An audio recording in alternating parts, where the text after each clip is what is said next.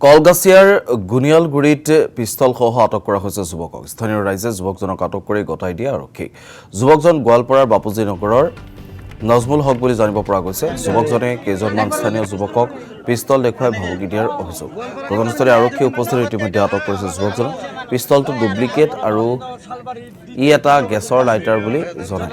ঘটনা সন্দৰ্ভত আৰক্ষীয়ে অব্যাহত ৰাখিছে তদন্ত। আমার নাম নজরুল হক এতে এসে আমার নানির ঘর কোত ঘর হল দাবন দিয়া কি এই যে আপনার একবার